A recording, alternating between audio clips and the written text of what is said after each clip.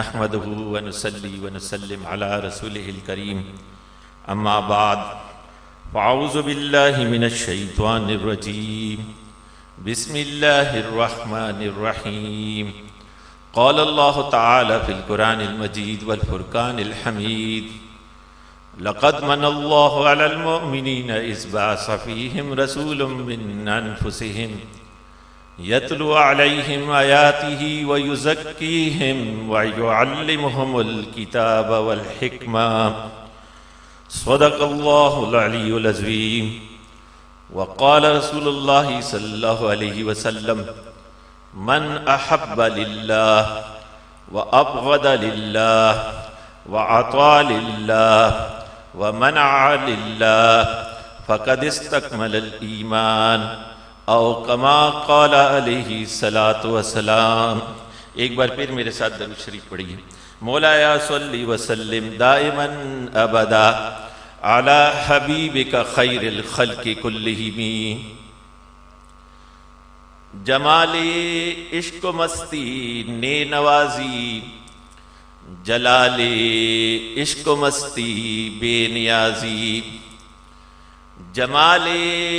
عشق و مستی نے نوازی، جلال عشق و مستی بے نیازی۔ کمال عشق و مستی ظرف حیدر، زوال عشق و مستی حرف رازی۔ اس بندہ عاجز نے آپ سب محترم پیر بھائیوں، حضرت صاحب کے انتہائی مکرم و محترم خلفائے کرام اور علماء کرام حضرات کے سامنے رب کے فضل و کرم اور مرشد پاک کی نگاہ کرم کے طفیل اللہ کے پاک کلام سے کچھ حصہ تلاوت کرنے کا شرف حاصل کیا۔ رب العزت سے درخواست ہے وہ پاک ذات عاجز کو صحیح مفہوم بیان کرنے، ہم سب کو سننے سمجھنے اور اس پر عمل کرنے کی توفیق نصیب فرمائے۔ آج کا جو موضوع مجھے دیا گیا ہے وہ اس زمانے کی ایک بہت بڑی ضرورت کے حوالے سے شکر گزار ہوں انتظامیہ کا کہ اس موضوع کے لیے فقیر کو منتخب کیا گیا، اور موضوع ہے کہ عصر حاضر کے جوان تصوف سے کیوں دور ہیں۔ تو اس کے لیے ضروری ہے، ایک تو ہمارے پیر بھائیوں کا حلقہ ہے، لیکن چونکہ یہ پنجاب کی سطح کا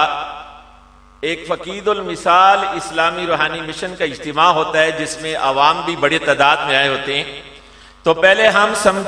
یہ سمجھنے کی کوشش کریں گے کہ تصوف ہے کیا، اس کی اہمیت کیا ہے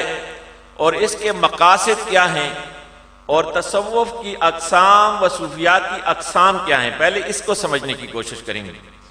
اللہ تعالیٰ اپنے پاک کلام میں فرماتا ہے میں نے احسان عظیم کیا ہے مومنین پر، بہت سے احسان اللہ نے جتلائے ہیں، لیکن جب رسالت مآب صلی اللہ علیہ وسلم کا ذکر خیر فرمایا، آپ کی بعثت کا ذکر فرمایا، تو فرمایا میں نے احسان عظیم کر دیا ہے میرے بندگان تم پر کہ اپنے پیارے محبوب علیہ السلام کو تمہارے درمیان مبعوث فرما دیا، اور پھر آقا کریم علیہ السلام کی رسالت کی ذمہ داریاں اللہ تعالیٰ نے بیان فرمائی کہ یہ اپنے شفقت اور رحمت سے اپنے غلاموں کو، اپنی امت کو تعلیم جو دیتے ہیں وہ 3 حصوں پر مشتمل ہے۔ یتلو علیہم آیات ہی، ان پر اللہ کی آیات کی تلاوت فرماتے ہیں، وَيُزَكِّيهِمْ، اور ان کا تزکیہ فرماتے ہیں، وَيُعَلِّمُهُمُ الْكِتَابَ وَالْحِكْمَةَ، اور ان کو قرآن اور حکمت، قرآن و سنت کی تعلیم عطا فرماتے ہیں۔ بس معلوم چلا کہ رسالت مآب صلی اللہ علیہ وسلم سے علوم نبوت کے جو 3 سرچشمے جاری ہوئے، وہ قرآن کی آیات کی تلاوت اور اس کی ناظرہ اور حفظ کا شعبہ ہے، جو یہاں بیٹھے ہوئے خلفائے کرام اور علماء کرام اپنے اپنے مدارس میں اور ملک بھر میں اور دنیا بھر میں مدارس میں اس کا اہتمام کیا جاتا ہے۔ حفاظ کا اپنا شعبہ ہوتا ہے، قرآن کا اپنا شعبہ ہوتا ہے، تجوید کا اپنا شعبہ ہوا کرتا ہے، اور پھر اس کے ساتھ ساتھ دوسری جو آخری چیز اللہ نے بیان کی وہ کتاب و حکمت قرآن و سنت کی تعلیم ہے، اور درمیان میں تزکیہ نفس کو بیان کر دیا ہے، دلوں کی پاکی کا انتظام۔ یہ دلوں کی پاکی جو تصوف کہلاتی ہے، عام استعمال میں اصطلاح کے اندر ہم اسے تصوف کہتے ہیں۔ یہ تصوف کی اہمیت کیا ہے، دلوں کی پاکی کا انتظام کیوں ضروری ہے، تو اس کے لیے اس بات کی طرف متوجہ ہوں کہ اللہ تعالیٰ اپنے پاک کلام میں سورہ شمس کے اندر 11 قسمیں اٹھا کر 11 قسمیں، رب چاہے ہمیں کہہ دے بندگانے کو اے میرے بندو، رب اپنے بندوں کو کہے میرے بندو، یہ بات بڑی اہمیت والی ہے، اس پر عمل کرو، کافی ہے۔ لیکن رب اپنی شان کے مطابق، وہ ذات جلا جلالہ اپنی شان کے مطابق جو تمام کائنات کا خالق و مالک ہے، جس کی ذات جیسی کوئی ذات نہیں، جس کی صفات جیسی کسی کی صفات نہیں، جو پاک ہے، ورا ہے، وراء الورا ہے، ثم الورا ہے، وہ شان والی ہستی 11 قسمیں اٹھا کر فرماتا ہے قد افلح من زکاہا وقد خواب من دساہا، کہ پس تحقیق کس کی، رب کی ذات کی، کہ پاک ہوا، کامیاب ہوا وہ، فوز اور کامرانی پا گیا وہ شخص جس نے اپنے نفس کی پاکی کا انتظام کیا، تزکیہ نفس کو اختیار کیا۔ وَقَدْ خَابَ مَنْ دَسَاهَا، اور خواب و خاسر و تباہ و برباد ہو گیا، اس نے خود کو مٹی میں رول کے رکھ دیا، جو شخص اپنے دل کی پاکی کا انتظام نہ کر سکا، اپنے تزکیہ نفس کا انتظام نہ کر سکا۔ اگر اس سے زیادہ جو ہے کوئی کسی چیز کی اہمیت بتلانی ممکن ہو تو آپ بتلائیے کہ اللہ جل جلالہ اللہ کی ذات وہ اپنے بندوں سے مخاطب ہوگے 11 قسمیں اپنی شان کے مطابق اٹھائے، اور پھر جو ہے تحقیق کے کلمے سے ابتدا کر کے نفس کے تزکیہ کے انتظام سے کامیابی اور اس کو مٹی میں رولنے، خراب کرنے سے بربادی کی طرف متوجہ کرے۔ یہ اس کی اہمیت کی طرف عظیم توجہ ہے۔ ارشاد الطالبین جو کہ افغانستان علاقہ ننگرہار کے آج سے 500 سال پرانے ایک بہت بڑے فقیر اخوند درویزہ بابا جی سے علیہ رحمہ، جن کا مزار ابھی پشاور میں ہزار خوانی کے علاقے میں ہے، 500 سال پرانے بزرگ جنہوں نے فارسی میں یہ کتاب لکھی ارشاد الطالبین کے نام سے، اس میں 3 مستقل باب قائم کیے ہیں۔ پہلا علم الکلام کا، دوسرا تزکیہ نفس اور تصوف کا، اور آخر میں فقہ کا باب قائم کیا ہے۔ اور آپ کہتے ہیں یتلو علیہم آیاتہ سے ایک مراد یہ بھی ہے چونکہ آیات الہی رب کی ذات اور صفات پر دال ہیں، اور یہ علم الکلام ہے، اس لیے پہلا شعبہ یہ کام کیا، پھر تزکیہ کا شعبہ جیسے رب نے فرمایا قائم کیا، پھر فقہ کا جیسے قرآن و حکمت کا اللہ تعالیٰ نے فرمایا وہ شعبہ اس میں باب جو ہے وہ لگایا۔ یہ 3 ابواب اس ترتیب کے ساتھ رکھے، اور تزکیہ اور تصوف کو درمیان میں رکھنے سے مراد یہ ہے جس طرح اللہ نے اس کو درمیان میں رکھا کہ عقائد کی درستگی اور اعمال کی درستگی یہ دلوں کے اخلاص اور تزکیہ نفس کے ساتھ تعلق رکھتی ہے۔ اگر تزکیہ پختہ ہوگا، اگر نیات میں پاکی ہوگی، اگر دل خالص ہو جائیں گے، اگر دل میں غیر اللہ کی محبت نہ رہے گی، اگر دل میں ما سوا کی محبت نہ رہے گی، اگر دل میں ایک اللہ اور اس کے پیارے حبیب کی محبت اور شعائر اللہ کا ادب رہ جائے گا، تو خدا کی قسم پھر یہ دل عقائد کے لحاظ سے بھی درست ہو جائیں گے اور اعمال کے لحاظ سے بھی یہ اجساد درست ہو جائیں گے۔ ان اذہان کی عقائد کی درستگی، ان ابدان کی اعمال کی درستگی، یہ سب اس کا انتظام اس قلب کے تزکیہ اور تصفیہ کے ساتھ ہے۔ تصوف کی اہمیت آپ اس بات سے اندازہ لگائیے کہ یہ اللہ تعالیٰ نے اور علماء اکرام نے کس حقیقت کے ساتھ اس کو بیان کیا ہے۔ اب اس بات کی طرف آتے ہیں کہ تصوف کے بنیادی مقاصد کیا ہیں۔ سب سے بنیادی مقصد تصوف اور تزکیہ کا یہ ہے کہ ما سوا اللہ کی محبت، غیر اللہ کی محبت یہ دل کے سے نکل جائے۔ لیکن اس میں ہم اہل سنت والجماعت اور باقی دیگر گروہوں کے دیگر گروہوں کے سمجھ کا یہ فرق ہے کہ ہم کہتے ہیں کہ ہر شے جو اللہ نہیں، عین اللہ نہیں، وہ ہمیشہ غیر اللہ بھی نہیں۔ جو عین اللہ ہے اور پھر غیر اللہ ہے، اس کے درمیان اللہ کی کچھ مخلوقات اور اللہ کی کچھ آیات ایسی بھی ہیں جن کو رب نے شعائر اللہ قرار دیا ہے، اور ان کے ادب اور ان سے تعلق اور محبت کو عین تقوی، دلوں کا تقوی قرار دیا ہے۔ تو جب آپ ہر شے کو، ذات رسالت مآب کو، اولیاء اللہ کو، انبیاء علیہ السلام کو، سب کو غیر اللہ قرار دے کے اس کی نفی کرتے ہیں، تو در حقیقت آپ عقیدہ حق اہل سنت والجماعت سے کچھ باہر نکل جاتے ہیں اور غلط اور گمراہی کی راہ پکڑ لیتے ہیں، کیونکہ اللہ کے سوا جو سب ہے اس کو غیر اللہ قرار دینا وہ اس طریقے سے درست نہیں کہ ضرور اللہ ایک ہی ہے، اللہ کے ساتھ اتحاد اور حلول ممکن نہیں۔ یہ اور بات ہے کہ اللہ کی شان عظیم ہے، وہ لم یلد ولم یولد ہے، وہ ولم یکن لہ کفوا احد ہے، اس جیسا کوئی نہیں۔ لیکن یہ بھی حقیقت ہے کہ اسی قرآن مجید فرقان حمید میں اللہ نے جہاں ما سوا اللہ کی بات کی ہے، غیر اللہ کی بات کی ہے، وہیں شعائر اللہ کی بات کر کے ان کا ادب رکھنے کو دلوں کا تقوی قرار دیا ہے۔ تو غیر اللہ سے کی محبت سینے سے نکالنے کا یہ مراد نہیں ہے کہ رسالت مآب صلی اللہ علیہ وسلم کی محبت کو دل سے نکال دیا جائے جیسے بعض لوگوں کا خیال ہو گیا ہے۔ ہم ان بھائیوں کو بھی دعوت دیتے ہیں، آئیے قرآن مجید فرقان حمید کو اور احادیث رسول کو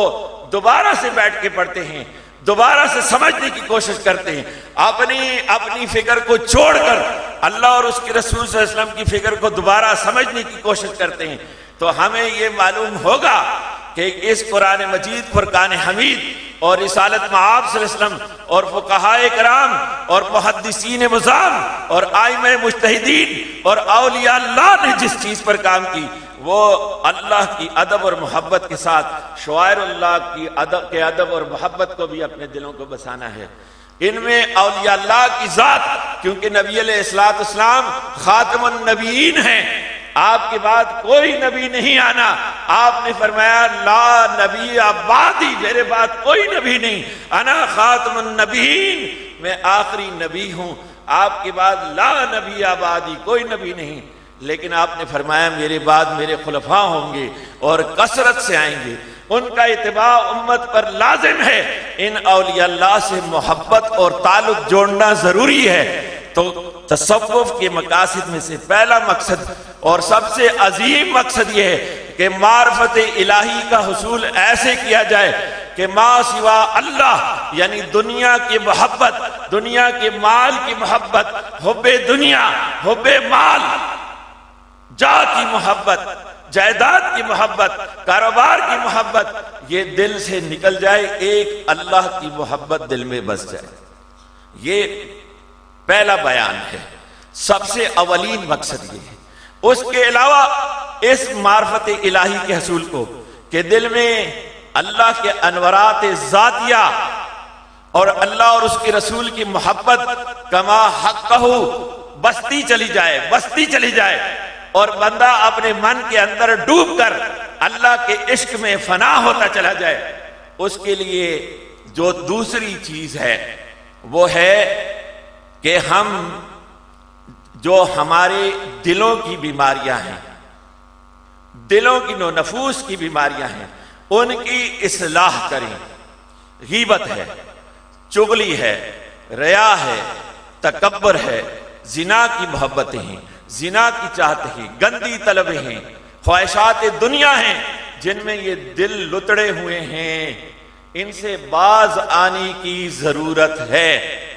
اور اس کے لیے کون سی راہ کو اختیار کیا جائے؟ کون سی راہ کو اختیار کیا جائے؟ تو قرآن مجید فرقان حمید نے ہمیں اس کی بڑی پیاری وضاحت دی ہے۔ قرآن مجید فرقان حمید کہتا ہے کہ سب سے پہلے ہمیں جو اختیار کرنے کی ضرورت ہے وہ اللہ تعالیٰ فرماتا ہے وَمَن يُطِعِ الرَّسُولَ فَقَدْ أَطَاعَ اللَّهَ، جس نے رسول اللہ کی اطاعت کی پس تحقیق اس نے اللہ کی اطاعت کی۔ پہلی چیز اطاعت الہی و اطاعت رسول ہے، اور جو رسول کی اطاعت کرتا ہے، ان کے احکامات کی پابندی کرتا ہے، وہ در حقیقت رب کی اطاعت کرتا ہے۔ اور حضور کی اطاعت یہ ہے کہ جس پر حضور نے حکم فرما دیا اس پر عمل کیا جائے، اور جس سے رسول اللہ صلی اللہ علیہ وسلم نے منع فرما دیا اس سے رک جایا جائے۔ اس کا نام ہے اطاعت رسول۔ جس نے اس کو اختیار کیا، فرض نمازوں کو 5 وقت ادا کرتا رہا، فرض نمازوں کے ساتھ جس پر زکوٰۃ فرض ہوئی زکوٰۃ ادا کی، حج کی استطاعت ہوئی حج ادا کیا، اور روزہ کے رمضان کے مہینے میں پورا مہینہ رمضان کے روزے رکھتا رہا، نماز، روزہ، زکوٰۃ، حج۔ پھر جن چیزوں کو اللہ کے رسول صلی اللہ علیہ وسلم نے حرام فرما دیا، جو گناہ کبیرہ ہیں، جو حقوق اللہ یا حقوق العباد سے متعلق ہیں، ان سے خود کو اپنے دامن کو چھڑایا، بچائے رکھا، تو اس نے اللہ کے رسول صلی اللہ علیہ وسلم کی اطاعت کی۔ اللہ کے حبیب نے فرمایا میرا ہر امتی جنت میں جائے گا سوائے ان کے جنہوں نے انکار کیا۔ اصحاب رسول نے پوچھا یا رسول اللہ صلی اللہ علیہ وسلم آپ کے وہ امتی کون ہیں جنہوں نے انکار کیا؟ آپ علیہ السلام نے فرمایا جس کا میں نے حکم کیا اس پر عمل نہ کرتے ہوں، جس سے میں نے منع کیا اس سے منع نہ ہوتے ہوں، انہوں نے انکار کیا۔ اللہ کے نبی صلی اللہ علیہ وسلم کا امتی ہو کر آج ہم اللہ کے رسول صلی اللہ علیہ وسلم کے احکام کا ایک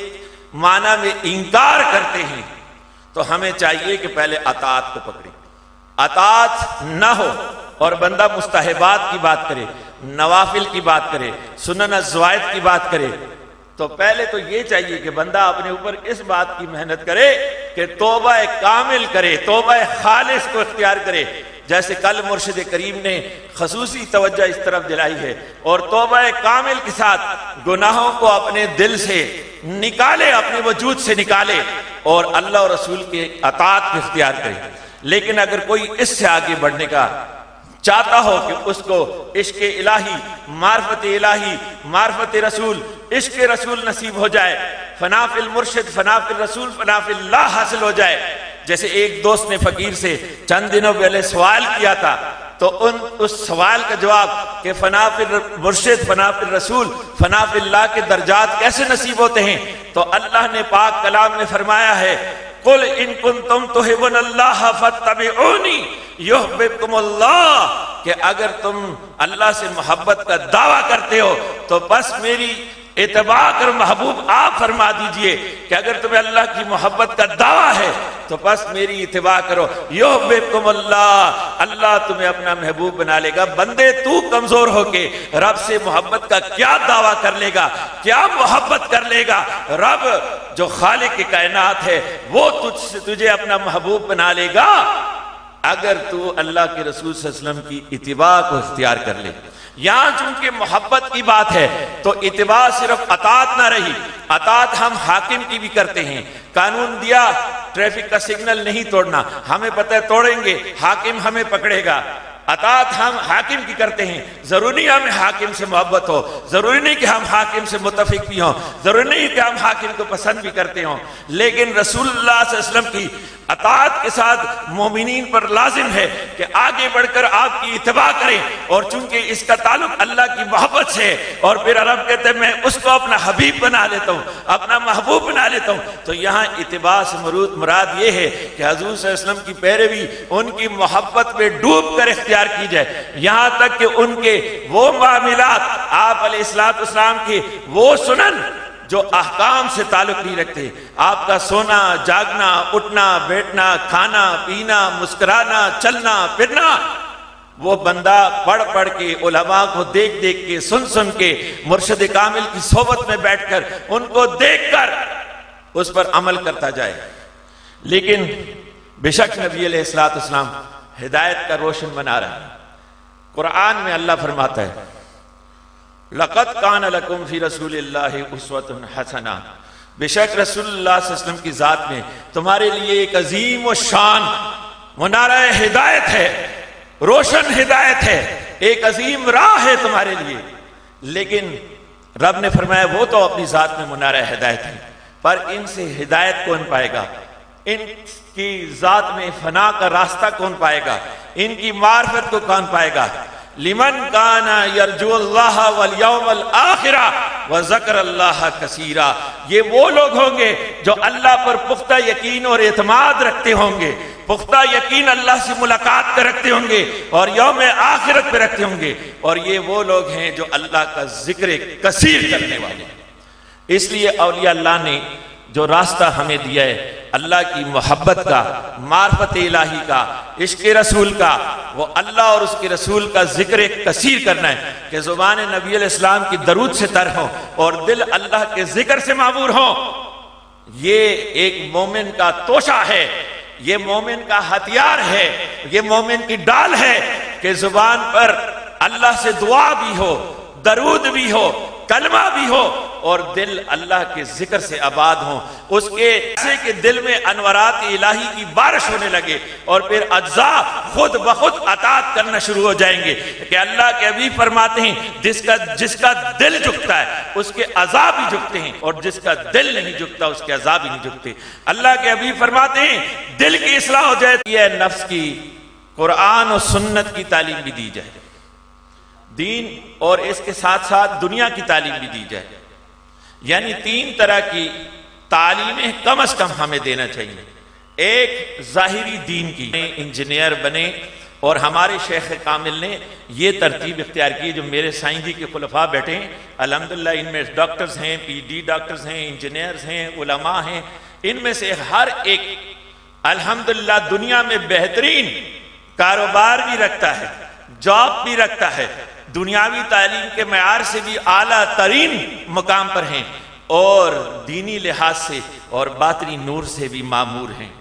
تو یہ مرشد کامل کی یہی پہچان ہوا کرتی ہے۔ پہلی چیز یہ ہے کہ ہم ایسے ادارے قائم کریں، جو قائم ادارے ہیں ان کے اندر جا کر ہم بغیر فرکشن پیدا کیے، بغیر جھگڑا کیے، بغیر کسی کے ساتھ بحث مباحثہ مناظرہ کیے، اپنی فکر کو بیان کرتے چلے جائیں۔ جیسے ابھی بھائی آئے اور یہ اسپائر کالج وغیرہ، ان کے ہم مبارکباد بھی دیتے ہیں، شکریہ بھی ادا کرتے ہیں۔ جیسے محترم مولانا خلیفہ محترم خالد جمیل صاحب نے کل ان کو مبارکباد بھی دی، شکریہ بھی ادا کیا، ہم ان کا شکریہ بھی ادا کرتے ہیں۔ ہر سال یہ صاحبان جو آج کے آس پاس کے پروفیسرز ہیں، کالجز ہیں، یہ ہمیں موقع دیتے ہیں اب نوجوان بچوں سے بات کرنے کا۔ انشاءاللہ پروفیسر صاحبان، کالج کے انتظامیہ، یہ آپ کے لیے جنت کا ٹکٹ بن جائیں گے انشاءاللہ، ہمارے لیے بھی اور آپ کے لیے بھی۔ یہ بچے اگر ایک لفظ سیکھ گئے اس پرفتن دور کے اندر، جب بچے اپنی نہیں سنتے ہیں، بس اس مصیبت سوشل میڈیا کے اندر جو آتا رہے اسی کو حق سمجھتے ہیں۔ جب اس میٹرکس کے اندر ہر کوئی دفن ہوتا چلا گیا ہے، چار بچے بیٹھ جائیں، بزرگ بیٹھے ہوئے ہیں، ہر ایک اپنا موبائل نکال لے جاتے ہیں، جو دور ہوتے چلے جاتے ہیں، اصل عقیدہ اہل سنت والجماعت سے باہر نکلتے چلے جاتے ہیں، اور ہم ان کو بھی صوفی سمجھ رہے ہوتے ہیں، تصوف سمجھ رہے ہوتے ہیں۔ حالانکہ تصوف میں نے شروع میں بیان کیا کہ معرفت الہی کا حضور، ما سوا اللہ کی محبت کو دل سے نکال دینا، اور جو دلوں کی بیماریاں ہیں ان کو جڑ سے نکال دینا، ایک اللہ کی محبت، رسالت محمد صلی اللہ علیہ وسلم کی محبت کو سینے میں بسدا دینا، یہ اصل مقصد سے لوگ دور ہو جاتے ہیں۔ تفریطی وہ ہیں جنہوں نے جناب وظائف اختیار کرنے کو، میرا فلاں پریشانی ہے اس کے لیے یہ وظیفہ لے لو، یہ کام ہے یہ تعویذ لے لو، اور اسی کو تصوف سمجھ لیا ہے۔ یہ نہیں کہ اس سے کام نہیں ہوتا، اللہ کی نام میں بڑی برکت ہے، بے شک بلا شبہ برکت ہے، لیکن اسی کو بعض نے تصوف بنا لیا ہے، دکانیں کھول دی ہیں اور جناب وہ اسی کو تصوف قرار دیتے ہیں اور اپنے آپ کو کاملین سمجھتے ہیں، اور انہیں سمجھ لیا کہ بس یہی دکان چمکاتے رہو، لوگوں سے نذرانے اور چندے بٹورتے رہو، اور اپنے اس کام کو اس طرح چلے جاؤ اور لوگوں کو اسی میں جو ہے ان کی سادگی سے فائدہ اٹھاتے رہو کہ بس یہی دین ہے، یہی تصوف ہے، یہی تزکیہ ہے کہ آپ کو وظیفہ دوں گا آپ کا کاروبار چمک اٹھ جائے گا، آپ کو وظیفہ دوں گا آپ کا دشمن جل اٹھے گا۔ یہ کام تفریطی کام ہے، اصل کام سے نیچلے درجے کا کام ہے۔ افراط کا طریقہ یہ ہے کہ جو فلسفہ میں پھنس گئے، فلسفہ کے اندر اتنی گہرائی میں چلے گئے کہ اصل حقیقت یعنی اللہ کی محبت کے راز کو پانا اس سے دور ہو گئے۔ 100 سال پہلے اسی دھرتی کے، پنجاب کی دھرتی کے علامہ ڈاکٹر محمد اقبال علیہ رحمہ وہ فرماتے ہیں تصوف جب فلسفے کو بیان کرتا ہے تو میرا اس سے دل نہیں بنتا، جڑتا نہیں، اور جب تصوف کہتا ہے ما سوا اللہ کی محبت کو دل سے نکال کے ایک اللہ اور اس کے رسول کی محبت کو دل میں لانا ہے، تو یہ تو دین کا عین مقصد ہے، زندگی کا مقصد ہے۔ ایسے تصوف کو میں اپنے سر آنکھوں پر رکھتا ہوں۔ اس بات کو سمجھنا ہے کہ ہم افراطی اور تفریط والی تصوف اور ایسے معتدل سلوک تصوف جیسے ہمارے شیخ کامل بتاتے ہیں، جس میں ضرورت کے مطابق عقائد اہل سنت کے اظہار کے لیے جو ہے کچھ علم الکلام اور تصوف فلسفہ سے بھی تھوڑا بہت ہو، بہت گہرائی میں نہیں، اتنی جتنی ضرورت ہے عقیدے، غیر ضروری فلسفہ نہیں، اور جناب صرف وظائف تک ہی محدود نہ ہو بلکہ اصل کام کو مد نظر رکھ کے معرفت الہی کا حضور، باقی دونوں کاموں کو اہل سنت کے نظریات کے مطابق اور اعمال کے مطابق ساتھ ساتھ چلایا جائے۔ یہ اعتدال کا راستہ ہے۔ آج ہم دیکھتے ہیں پنجاب میں، خیبر پختونخوا میں، سندھ میں، پاکستان کی اکثر جگہوں میں ہمیں یہ افراطی یا تفریطی تصوف، خصوصاً تفریطی تصوف بہت نظر آتا ہے، اور اس کا انجام یہ مزید دور ہوتے چلے جاتے ہیں، رفض کا شکار ہوتے ہیں، باطنیت کا شکار ہوتے ہیں، یہاں تک کہ ہمارے بعض اولیاء اللہ کے مزارات پر ایسے لوگ بیٹھے ہوئے ہیں جو خود کو اہل اللہ کہتے ہیں اور جناب کڑے پہن لیتے ہیں اور جناب ملنگ بنے ہوئے ہیں، چرس پیتے ہیں، آئس پیتے ہیں، اور جب ان سے میڈیا والے پوچھتے ہیں آپ نے بھی دیکھا ہم نے بھی دیکھا آپ نماز کیوں نہیں پڑھتے؟ ہم اللہ والی نماز پڑھتے ہیں، ہم ملا والی نماز نہیں پڑھتے۔ تف تیرے منہ پر، کیا میرے نبی علیہ السلام کی بتائی ہوئی نماز ملا والی نماز ہے؟ یہ تو میرے نبی علیہ السلام کی بتائی ہوئی نماز ہے، یہ تو اللہ کی بتلائی ہوئی نماز ہے، تو کون سی اللہ والی نماز پڑھتا ہے؟ اللہ والے اور اللہ والوں کے سردار اور تمام کائنات کی سید اور سردار تو میرے اور آپ کے آقا علیہ السلام ہیں، جنہوں نے جو نماز بتائی ہے وہی ہوگی۔ دوسری چیز یہ بات کی جاتی ہے، اگر کوئی آپ کو کہے کہ یہ بدعت ہے تو فقیر کی ایک ویب سائٹ مرشد پاک کی حکم سے بنائی ہے faizennaqshband.com.pk پر، اس پر یہ 500 کے قریب فقیر کی تصنیفات ہیں جو ہم نے اپلوڈ کر دی ہیں، ہر قسم کی تحقیق موجود ہے۔ یہ بدعت کی تعریف اقسام اور احکام پر، اس کو پڑھیں گے۔ سوال تھا جمعہ مبارک کے حوالے سے، ہم نے کہا چلو اصولی بیان کر دیتے ہیں، اصولی بیان کر دیتے ہیں، بدعت ہے کیا، اس کی اقسام، اس کی تعریف، اس کے احکام۔ میرے مرشد پاک نے کتاب لکھی ہے تصوف کے حوالے سے، انعام یافتہ لوگ، اس کا تو کوئی نعم البدل نہیں، کیونکہ وہ زمانے کی مجدد اور غوث کی لکھی ہوئی کتاب ہے، زمانے کے نواز کی لکھی ہوئی کتاب ہے، لیکن انہی کے حکم کے تحت یہ فقیر نے کتاب لکھی ہے faizennaqshband.com.pk پر، آپ ویب سائٹ پہ تلاش کریں، موجود ہے۔ تصوف کی حقیقت اور اہمیت، وہ میرے بھائی جو تصوف کا انکار کرتے ہیں اور اس کو بدعت قرار دیتے ہیں اور علامہ ابن تیمیہ کا نام لیتے ہیں، ان کے لیے مجموعہ الفتاوی ابن تیمیہ سے یہ تقریباً 22 کے قریب ابواب میں نے دیے ہیں کہ وہ تصوف کے کتنے بڑے قائل تھے. اس کی تحقیق دیکھ لیجئے. آج کل ایک اور بات کی جا رہی ہے، اس حدیث کی تو سند ہی نہیں ہے. یہ قوت القلوب میں لکھی ہے، عوارف المعارف میں لکھی ہے، کشف المحجوب میں لکھی ہے. اس کی سند کہاں ہے؟ یہ تو بلا سند روایت ہے، یہ تو موضوع روایت ہے. آپ سن لیجئے ہمارے محدثین کیا کہتے ہیں. یہ ایک تحقیق ہے فقیر کی لکھی ہوئی، کشفی احادیث کی حقیقت اور اس کی تحقیق. کشفی احادیث کی حقیقت کے حوالے سے ہمارے محدثین یہ کہتے ہیں. علامہ اجلونی کو دیکھ لیں، امام سیوطی کو دیکھ لیں، حضرت علامہ ابن حجر الحیثمی کو دیکھ لیں، بڑے بڑے محدثین، شاہ ولی اللہ کو پڑھ لیں، شاہ عبد الحق کو محدث سے پڑھ لیں، کہ بہت سی روایت ایسی ہیں جن کو ہم نے صحیح سمجھا. جب ہم نے جو ہے اہل کشف سے معلوم کیا تو اہل اللہ اولیاء اللہ نے بتلایا کہ ہم نے نبی علیہ السلام سے پوچھا یہ روایت درست نہیں ہے. اور بہت سی روایتیں ایسی ہیں جن کو ہم نے ضعیف یا موضوع سمجھ لیا، لیکن جب اہل کشف نے اس پر کہا یہ صحیح روایتیں ہیں تو ہم نے قبول کیا، اپنی کتابوں میں لکھا. یہ ایک حدیث کے بارے میں سوال ہوا تھا کہ ابو بکر تو بھی نہیں جانتا رب کے سوا کہ میری حقیقت کیا ہے. اے ابو بکر، رب کے سوا کوئی نہیں جانتا میری حقیقت اور معرفت کیا ہے. یہ اس حدیث پر تحقیق کے والے سے یہ اصول ہی ہم نے ذکر کر دیا کہ بھائی آپ جو یہ کہہ دیتے یہ بلا سند صوفیاء نے بیان کیے، ہم اس کو مانتے ہی نہیں ہیں. حالانکہ محدثین نے کہا کہ اگر ایک روایت کی سند ایک عظیم محدث جیسے غزالی، جیسے سیوطی، ایک عظیم فقیہ، ایک عظیم صوفی معلوم ولی اللہ دے اور اس کی سند بیان نہیں کرے تو یہ اور قوی ہے کہ اس سے معلوم ہوا کہ یہ محدث اور فقیہ سمجھتا ہے، یہ ولی اللہ سمجھتا ہے کہ اس کی سند بیان کرنے کی مجھے ضرورت نہیں کیونکہ یہ حدیث تو صحیح معلوم ہے. اگر وہ اس کو حدیث رسول کہتا ہے تو محدثین کے اصول میں وہ قابل قبول ہے، خصوصاً جب وہ اہل کشف اولیاء معلوم اولیاء اللہ ہیں. انہوں نے لکھی ہے، آپ کہتے ہیں ہم نہیں مانتے، آپ محدثین کے اصول کے خلاف سمجھتے ہیں. یاد رکھیے امام اعظم ابو حنیفہ علیہ رحمہ کا، احناف کا یہ موقف ہے کہ موضوعی روایت، من گڑت روایت اگر قرآن و سنت کے اصل اصول کے خلاف نہ ہو اور قرآن و سنت کے اصول کے مطابق ہو تو اس کو بھلے حدیث نہ کہیں لیکن بطور روایت بیان کرنا جائز اور درست ہے، کیونکہ وہ قرآن و سنت کے اصل متواتر جو سنت متواتر ہے اس کے خلاف نہیں ہے. اور اس کی وجہ یہ ہے کہ امام اعظم ابو حنیفہ جیسے مرشد کامل نے کل رات کو بیان کیا، آپ عظیم صوفی ہیں اور الحمدللہ ہمارے سلسلے نقشبندیہ کے آپ سالار ہیں اور نقشبندیہ مجددیہ کے عظیم سالار امام جعفر صادق آپ کے استاد بھی ہیں،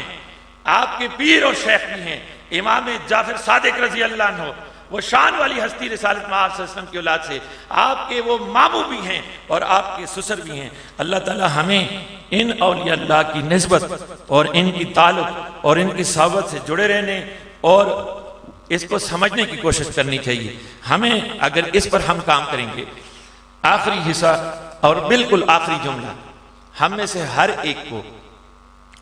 جو یہاں سے سیکھا اس پر صرف سبحان اللہ کہہ کے بس دامن جھاڑ کے نہیں جانا. جیسے مرشد کامل نے کل کہا، ہم نے جانا ہے آپ کتنے جوان بیٹھے ہوئے ہیں الحمدللہ. کون کہتا ہے کہ جوان تصوف کی طرف مائل نہیں؟ اس وہاں تو زیادہ تر مجھے جوان نظر آ رہے ہیں جن کی داڑیاں سفید ہیں نا، یہ بھی مرشد نے ان کو جیسا جوان بنایا، خدا کی قسم ایسا جوان جیسے یہ فقراء جوان ہے کوئی جوان ہو ہی نہیں سکتا دنیا میں. یہ ذاکرین خدا ہے دنیا میں پھیل جاؤ.